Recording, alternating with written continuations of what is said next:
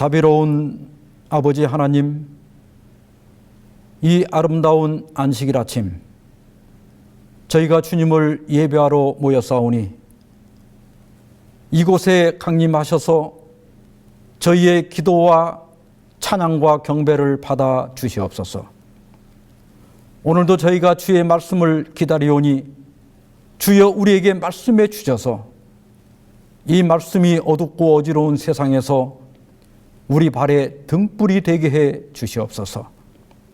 이제 저희가 예배를 시작하오니 모든 순서를 통하여 오직 아버지 홀로 영광받아 주시옵시기를 예수 그리스도의 이름으로 기원하옵나이다. 아멘. 교동문 780장 성도의 부활. 형제들아, 내가 이것을 말하노니 혈과 육은 하나님 나라를 이어받을 수 없고 또한 썩는 것은 썩지 아니하는 것을 유업으로 받지 못하느니라. 보라, 내가 너희에게 비밀을 말하노니 우리가 다 잠잘 것이 아니요 마지막 나팔에 순식간에 홀연히 다 변화되리니 나팔 소리가 나매 죽은 자들이 썩지 아니할 것으로 다시 살아나고 우리도 변화되리라. 이 썩을 것이 반드시 썩지 아니할 것을 입겠고 이 죽을 것이 죽지 아니함을 입으리로다. 이 썩을 것이 썩지 아니함을 입고 이 죽을 것이 죽지 아니함을 입을 때에는 사망을 삼키고 이기리라고 기록된 말씀이 이루어지리라. 사망아, 너의 승리가 어디 있느냐? 사망아, 내가 쏘는 것이 어디 있느냐? 사망이 쏘는 것은 죄요, 죄의 권능은 율법이라. 우리 주 예수 그리스도로 말미암아 우리에게 승리를 주시는 하나님께 감사하노니, 그러므로 내 사랑하는 형제들아, 견실하며 흔들리지 말고 항상 주의 일에 더욱 힘쓰는 자들이 되라. 이는 너희 수고가 주 안에서 헛되지 않은 줄 알미라.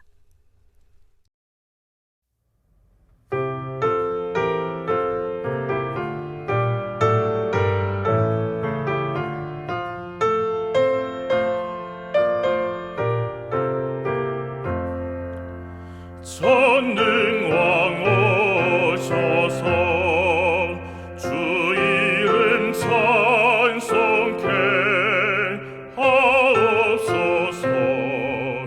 영광의 아버지 승리로셔서 우리를 다스려 주옵소서. 주 예수 우리의 기도를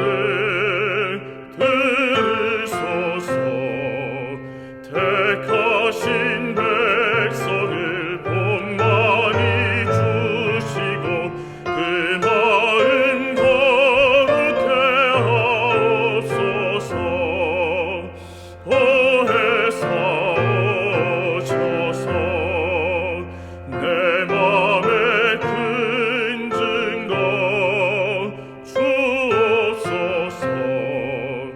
능하신 힘으로 다스려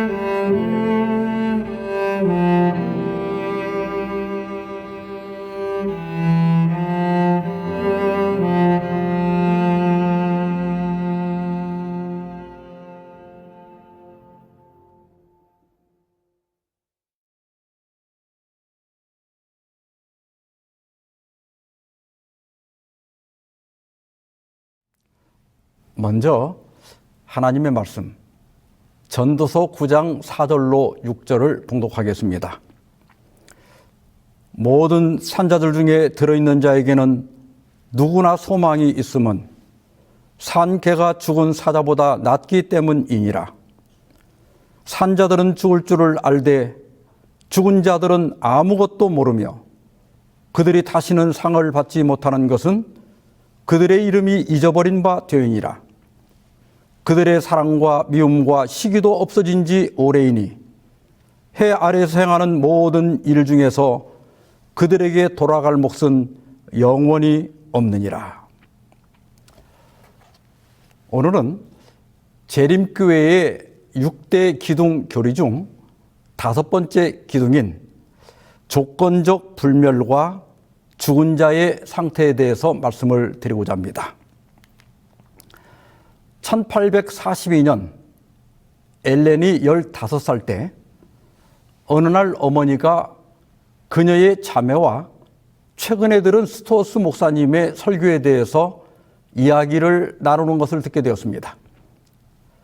지금도 그렇지만 당시에도 대부분의 사람들이 영혼 불멸설을 믿고 있었고 사람이 죽으면 그 영혼이 즉시 천국이나 지옥으로 간다고 믿고 있었습니다. 그런데 감리교회 목사였다가 밀러의 재림운동에 참여한 스토어스 목사는 영혼 불멸 사상이 고대 그리스 철학, 특히 플라톤주의에서 유래한 비성경적 가르침이라고 말했습니다. 그는 인간은 본성적으로 불멸하는 존재가 아니며 불멸은 오직 예수님을 믿는 의인들에게 부활 시의 선물로 주어진다는 조건적 불멸론을 가르치고 주장했습니다. 어머니와 자매는 스토스 목사가 증거로 제시한 성경절들을 찾아서 반복해서 읽었습니다. 그 중에서 엘렌에게 매우 강력하게 인상을 준 몇 성경절은 다음과 같습니다. 에스겔 18장 20절 범죄하는 그 영혼은 죽을지라. 전도서 9장 5절 산자들은 죽을 줄을 알되 죽은 자들은 아무것도 모르며. 디모데전서 6장 16절 하나님은 복되시고 유일하신 주권자이시며 만왕의 왕이시며 만주의 주시오 오직 그에게만 죽지 아니함이 있고. 로마서 2장 7절 참고 선을 행하여 영광과 존귀와 썩지 아니함을 구하는 자에게는 영생으로 하시고. 어머니는 마지막 구절 썩지 아니함을 구하는 자라는 말씀을 가리키면서 이미 가지고 있다면 왜 불멸을 구하겠니 하고 물었습니다. 다시 말해서 영혼이 죽지 않는다면 왜 썩지 아니함을 구하겠냐는 뜻입니다. 엘렌은 어머니와 단둘이 있을 때 정말로 영혼 불멸을 믿지 않는지 물었습니다. 어머니 유니스는 그 문제뿐 아니라 몇 가지 다른 교리들도 잘못 믿고 있는 건 아닌지 염려가 된다고 말했습니다. 엘렌은 어머니, 정말로 영혼이 부활할 때까지 무덤에서 잠들어 있다고 믿으세요? 그리스도인이 죽으면 곧바로 하늘에 가고 죄인은 즉시 지옥에 떨어진다고 생각지 않으세요? 하고 물었습니다. 유니스는 조용히 대답했습니다. 성경은 영원히 불타는 지옥이 있다고 가르치지 않는단다. 만일 그런 곳이 실제로 존재한다면 성경에 분명히 기록되어 있어야 하지 않겠니? 엘렌은 놀라서 목소리를 높이며 말했습니다.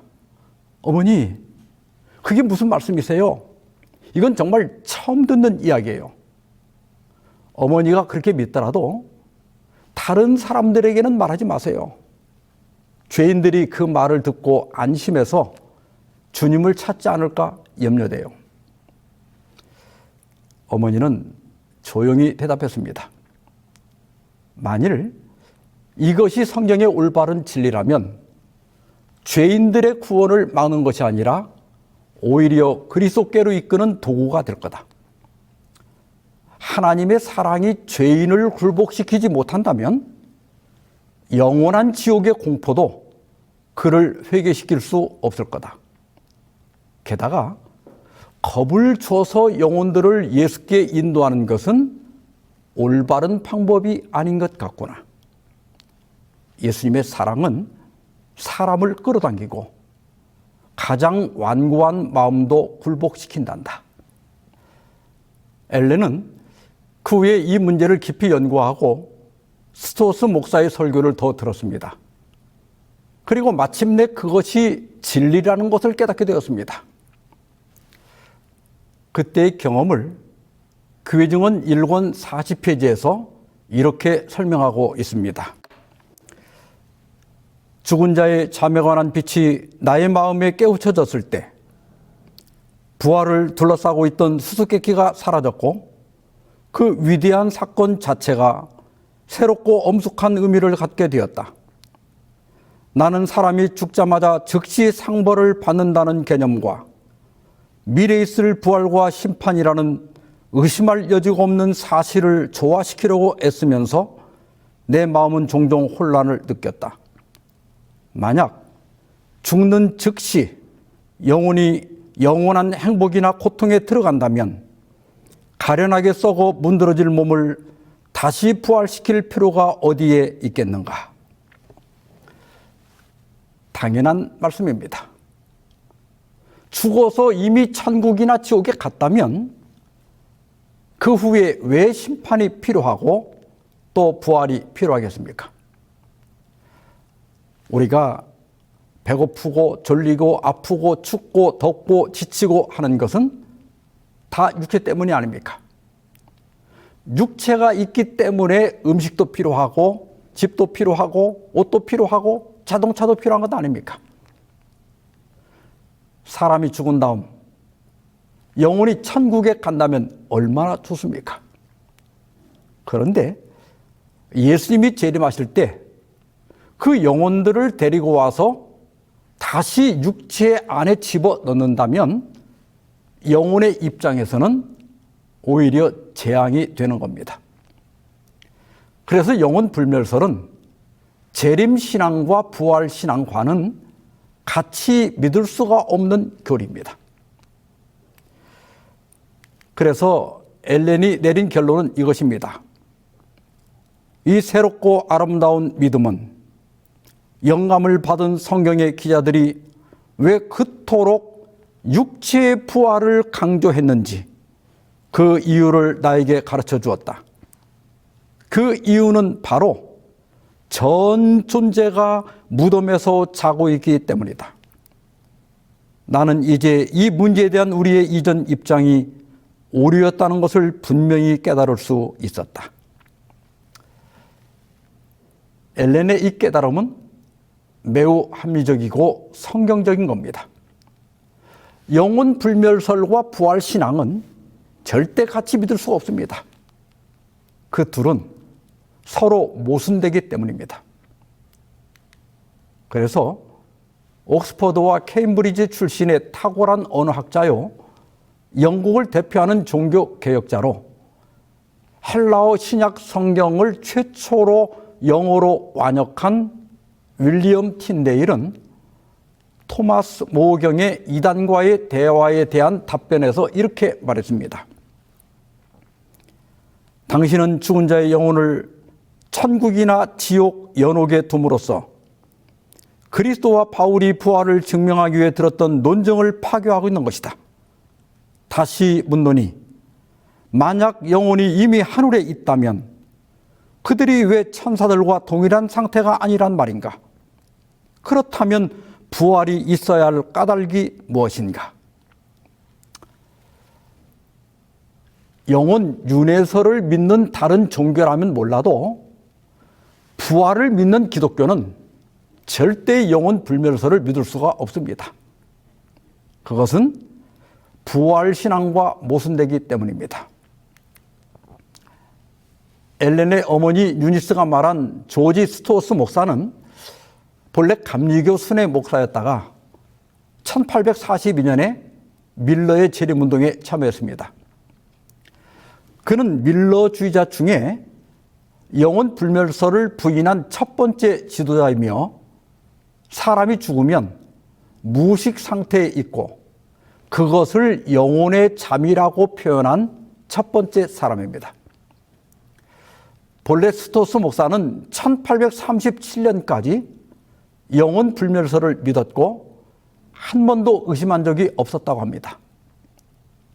그런데 그 해에 보스턴에서 뉴욕으로 여행하면서 침례교회 헨리 그로 목사가 쓴 중간 상태라는 수책자를 읽었는데 그 책에서 그로우는 인간은 본래 죽을 수밖에 없는 존재이며 죽으면 부활 때까지 무식 상태로 잔다고 말하고 악인들이 지옥불에서 끝없는 고통을 당하는 것이 아니라 오히려 완전히 소멸된다는 것을 성경적으로 논증하였습니다. 스토스 목사는 그로의 주장을 신중히 검토하고 수년간 연구한 끝에 그것이 성경적으로 맞는다는 확신을 하게 되었습니다. 그는 1840년 12월 17일부터 감리교회 동료 목사들에게 3통의 편지를 보냈습니다. 그리고 그 편지들을 모아서 1841년 봄에 질문, 악인의 영혼은 불멸하는가라는 책을 출판했습니다. 그리고 1842년 봄에 그 내용을 더 확장해서 6편의 설교라는 책을 출판했습니다. 그리고 그 해에 찰스 피치의 영향으로 재림운동에 가담하게 됩니다. 그는 이 책을 반복 출판하여 20만 부가 넘게 보급되었습니다. 그 결과 영혼 불멸 교리는 성경적이지 않다는 생각이 이 재림운동 진영에 널리 퍼지게 되었습니다. 심지어 영국 성공의 대주교였던 알 휘틀리도 이 책을 읽고 공감할 정도였습니다. 1844년 1월 25일에 저명한 재림운동 설교자였던 찰스 피치는 스토스에게 이런 편지를 보냈습니다. 죽은 자의 상태와 악인의 최후 운명에 관한 주제를 가지고 당신이 오랫동안 홀로 주님의 싸움을 싸우신 것을 알고 있습니다. 저는 많은 생각과 기도를 하고 하나님께 대한 의무를 확신하게 된 결과 이제 마침내 당신 곁에 서기로 결심했음을 알리기 위해 이 편지를 씁니다. 재림운동 지도자 중에 맨 처음으로 조건적 불멸론을 공개 지지한 겁니다. 그러나 이에 대한 반발도 만만치 않았습니다. 특히 윌리엄 밀러는 1844년 5월 재림운동 신문인 미드나잇 크라이에 이런 발표를 합니다.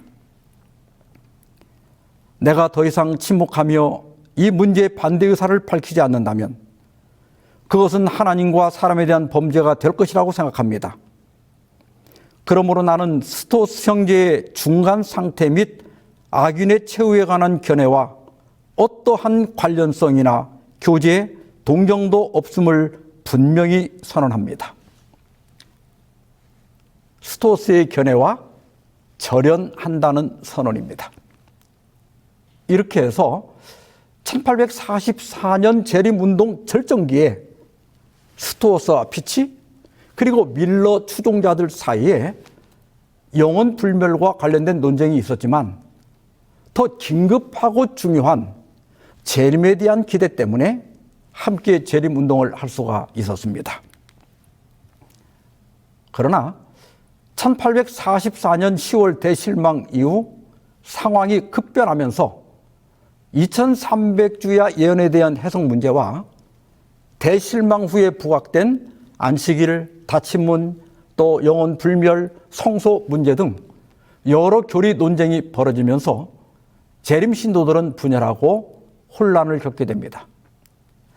이런 혼란을 정리하기 위해 조수아 하임스는 총회를 제안했습니다. 1845년 4월 29일부터 5월 1일까지 뉴욕 알바니 시내의 그랜드 스트리트에 있는 기도의 집에서 알바니 총회가 열렸습니다.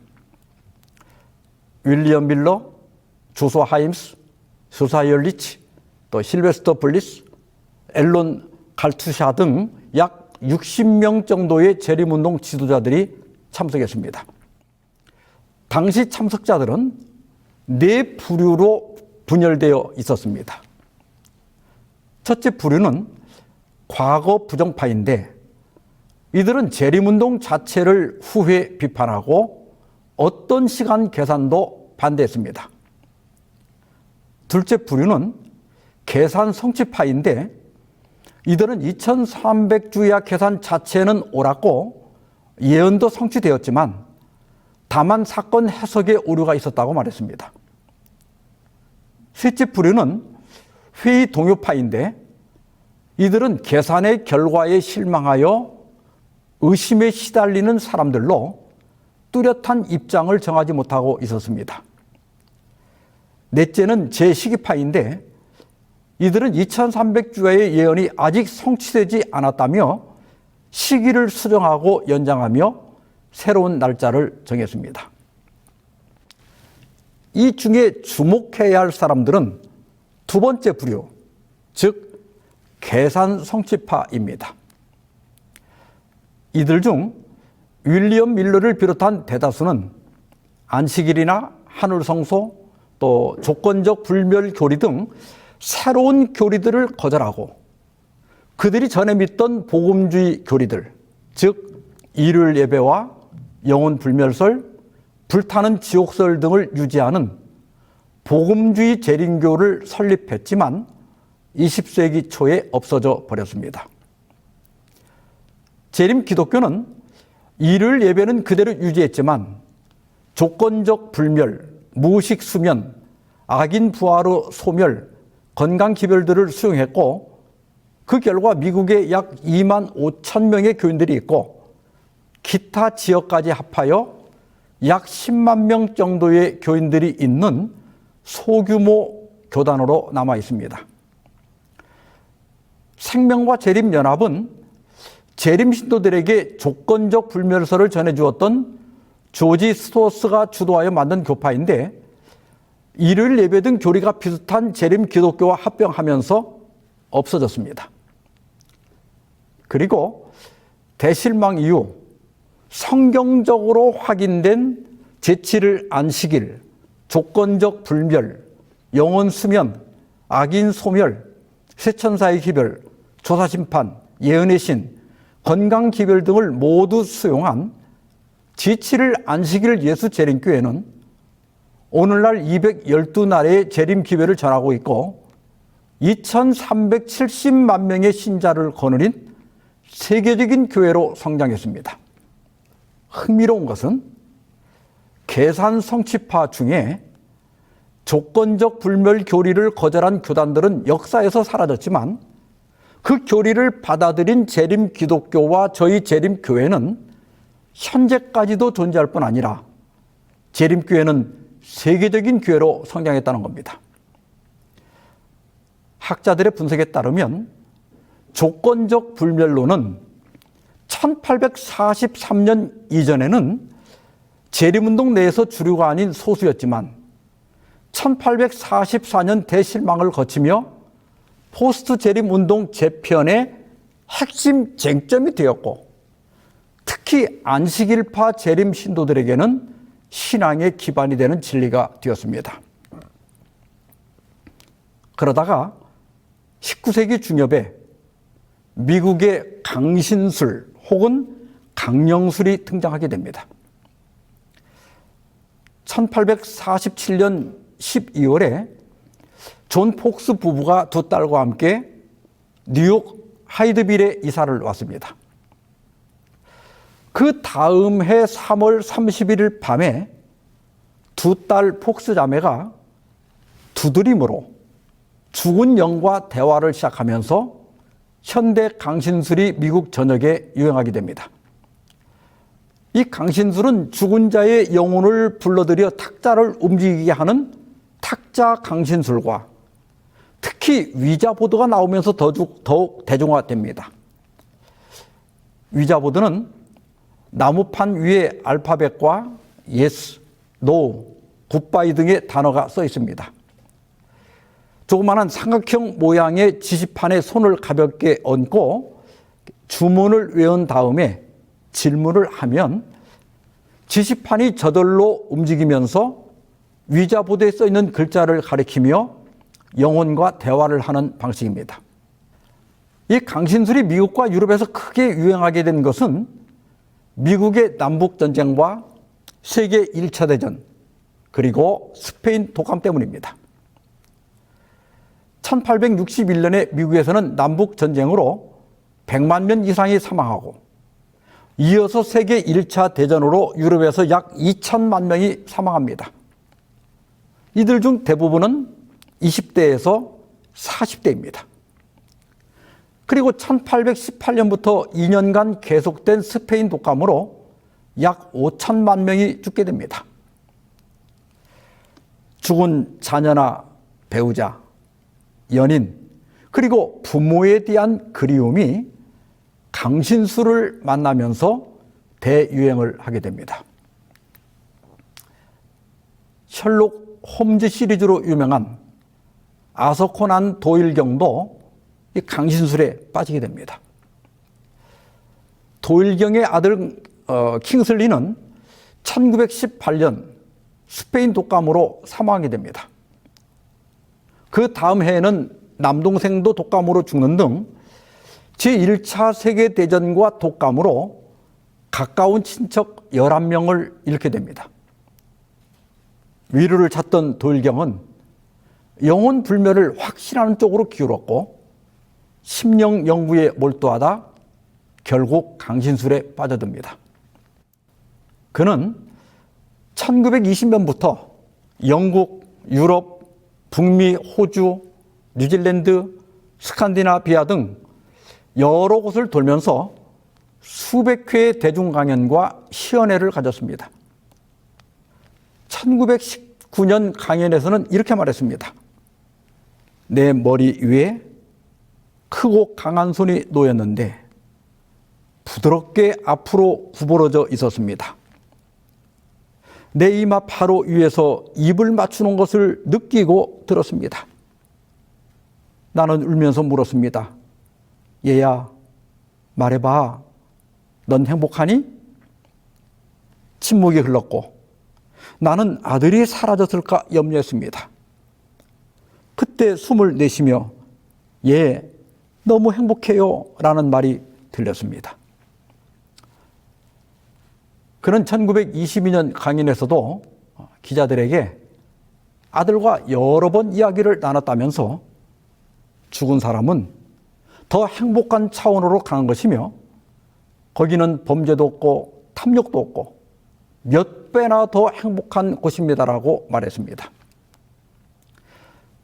죽은 자의 영혼과 교신할 수 있다는 강신술은 영혼 불멸을 믿던 일반 개신교인들에게 죽은 사람의 영혼이 살아있다는 증거로 받아들이게 되고 초기에는 재림 신자들 중 상당수도 강신술에 휩쓸렸습니다. 그러나 조건적 불멸론을 믿는 재림 신자들은 처음부터 이 현상을 악한 영의 장난으로 규정하며 강하게 경계했습니다. 저희 재림교회가 출현하기 전에 안식일을 지키는 재림 신도들을 안식일파 재림 신도 혹은 안식일 준수 재림 신도라고 불렀습니다. 그들은 영혼 불멸 교리를 거부함으로써 강신술의 정체를 간파할 수 있었고 그들은 죽은 자의 영혼이 아니라 루시퍼와 함께 타락한 천사들이 죽은 자의 영으로 가장하고 있다는 것을 폭로하는 데 앞장섰습니다. 그 결과 강신술이 대유행할 때 믿음을 지키고 성경 진리를 수호하는 데 큰 도움이 되었습니다. 본 시리즈 첫 번째 시간에 말씀을 드린 것처럼 대실망 후에 안식일을 받아들인 소수의 재림 신도들은 1848년부터 1850년 사이에 20여 차례에 걸쳐 안식일 성소총회를 통해 흩어진 신자들을 모으고 성경 교리를 체계화했습니다. 이 모임들에서 안식일, 성소 정결과 조사 심판, 예언의 신, 그리고 죽은 자의 상태에 관한 교리가 집중적으로 토론되었습니다. 당시 강신술의 유행은 재림 신도들로 하여금 죽은 자의 상태에 대한 성경적 진리를 강조할 필요를 느끼게 했습니다. 따라서 조건적 불변론은 재림 신앙의 한 기둥으로 채택되었습니다. 1850년 말에 이르렀을 때 엘렌 화이트는 우리의 입장은 참으로 분명합니다. 이제 우리가 진리를 가지고 있음을 압니다라고 선언할 만큼 주요 교리들이 일단락되어 하나의 신앙 체계가 갖추어졌습니다. 그 중에는 조건적 불멸, 죽은 자의 수면 상태, 악인의 소멸 같은 진리도 포함되어 있습니다. 재림신앙에서 조건적 불멸론의 중요성과 그 의의를 말씀드리면 다음과 같습니다. 첫째, 성경적 인간관의 회복입니다. 조건적 불멸론은 인간을 창세기에 기록된 그대로 흙으로 만들어진 인간이 생명의 호흡을 함으로써 생령, 즉 살아있는 생명체가 되었다고 믿습니다. 따라서 호흡이 끊어지면 모든 의식이 중단되며 잠자는 상태와 똑같이 됩니다. 이러한 신학은 헬라 철학의 영향으로 교회에 들어온 영혼 불멸설에 대한 반박이며 교정입니다. 조건적 불멸론은 죄로 죽을 수밖에 없는 인간이 불멸성을 얻는 것은 오직 그리스도의 복음을 통해서만 가능하다고 믿습니다. 그래서 죽은 사람의 영혼이 천국이나 지옥이나 연옥에 간다는 모든 교리를 배격하고 로마서 6장 23절이 말한 대로 죄의 삭은 사망이며 오직 예수 그리스도의 재림과 부활만이 참된 소망이라는 것을 더욱 강조하고 있습니다. 둘째는 재림신앙과의 조화입니다.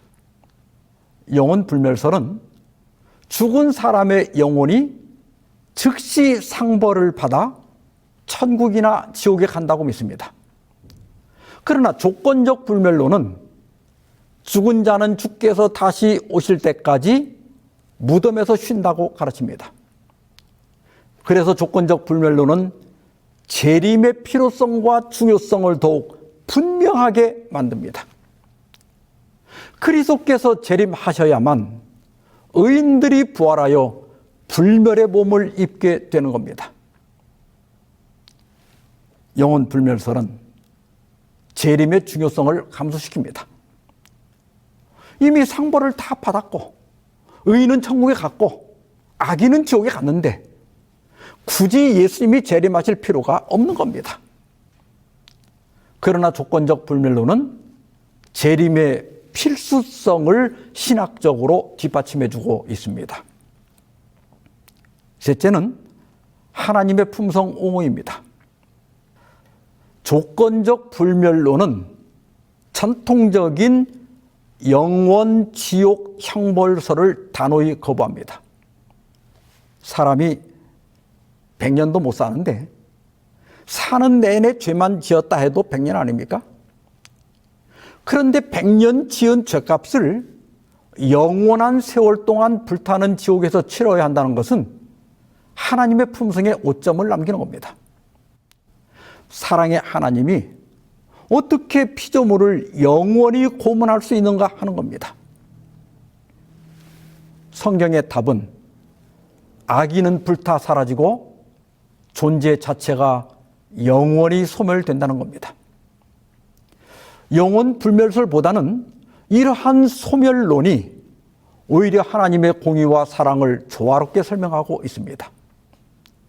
따라서 조건적 불멸론은 지옥을 최후의 완전한 멸망으로 정의합니다.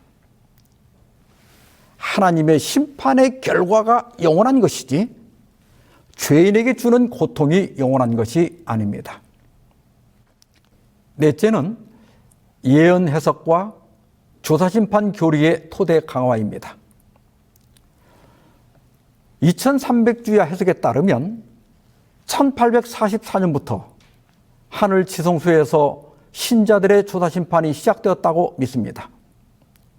이것은 죽은 사람들이 모두 무덤에서 자고 있고 아무도 상벌을 받지 않았다는 것을 전제로 하는 겁니다. 의인들이 죽자마자 이미 천국에 있다면 조사심판이 아무런 의미가 없게 됩니다. 따라서 조건적 불멸론은 조사심판을 지지하는 강력한 증거가 됩니다. 다섯째는 강신술과 사탄의 속임수에 대한 방파제가 됩니다. 앞에서 언급했듯이 강신술의 등장은 죽은 자의 영혼이 존재하지 않는다는 진리를 굳게 붙잡을 필요성을 절감하게 한 사건이었습니다. 재림교회는 죽은 자의 영이 나타날 수 없음을 알기 때문에 강신술의 영혼들은 죽은 사람의 영혼이 아니라 하늘에서 타락하여 추방된 천사들이며 이것이 마지막 큰 미혹의 일부인 것을 깨달았습니다. 엘렌 화이트는 과학시대 대쟁투 588페이지에서 이렇게 말했습니다. 사탄은 두 큰 오류, 영혼 불멸설과 이를 신성설을 통하여 사람들을 그의 기만 아래 들어오게 할 것이다. 영혼 불멸설은 강신술의 토대가 되고 이를 신성설은 로마 교회에 대한 공명심을 일으킨다. 영혼 불멸설은 결국 교회 안에 강신술을 끌어들일 것이며 주일 성수 교리는 개신교회가 종교 개혁에서 후퇴하여 로마 교회를 따르게 될 것이라는 겁니다. 요한계시록 18장 1절 2절에서 큰 권세를 가진 천사는 이렇게 경고합니다. 무너졌도다 무너졌도다 큰 성 바벨론이여, 귀신의 처소와 각종 더러운 영이 모이는 곳과 각종 더럽고 가증한 새들이 모이는 곳이 되었도다. 이것은 마지막 때 영혼 불멸설을 토대로 교회를 장악한 강신술을 은유적으로 반복하면서 강조하고 있는 겁니다. 영혼 불멸설을 믿는 교회는 결국 귀신의 처소가 되고 만나는 겁니다. 각시대 대쟁투 604페이지입니다. 강신술의 이적을 믿는 신앙은 미혹하는 영과 마귀의 가르침이 들어올 수 있는 문을 열어주게 될 것이므로 악한 천사들의 가마를 교회 안에서 느끼게 될 것이다. 사탄은 성공했습니다. 오늘날 영혼 불멸설은 성경과 재림교회를 제외한 대부분의 종교와 대다수의 사람들이 믿는 신념이 되었습니다. 영혼 불멸설은 소설, 만화, 영화, 드라마의 소재가 되어서 사람들을 반복적으로 세뇌시키고 있습니다. 또 죽었다가 살아난 사람들의 인사체험 이야기는 수도 없이 많습니다. 세상은 점점 강신술이 점령하고 있습니다. 처음에 읽었던 전도서에서 죽은 자들은 아무것도 모른다고 했습니다. 죽은 자들은 천국에 간 것이 아니라 무덤에 잠들어 있습니다. 죄의 삭은 사망입니다. 흙에서 왔으니 흙으로 돌아갈 뿐입니다. 우리의 유일한 소망은 예수 그리스도의 재림과 부활의 선물입니다. 사탄이 온전히 장악하지 못한 교회는 성경대로 조건적 불멸 신앙을 가진 재림교회뿐입니다. 우리에게 귀한 진리를 주신 주님께 감사하며 견고하여 흔들리지 말고 주의 일에 항상 힘쓰는 재림 신도들이 되길 바라면서 말씀을 마치겠습니다. 다 같이 기도하십시다. 자비하신 하나님 아버지, 영원한 생명은 오직 주님의 손에 있음을 믿습니다. 거짓 위안과 두려움에서 떠나 부활의 소망 안에 살게 하여 주시옵소서. 마지막 큰 미혹 속에서도 주의 말씀에 굳게 서서 재림의 날에 깨어있는 신부로 주님을 맞게 주시옵시기를 예수님의 이름으로 기도하옵나이다. 아멘.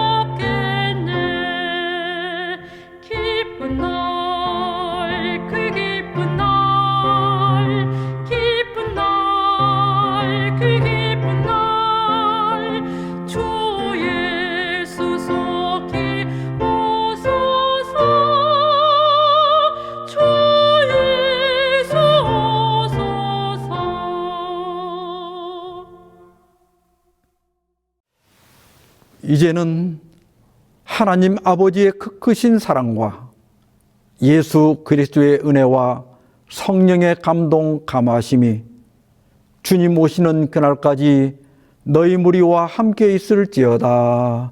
아멘.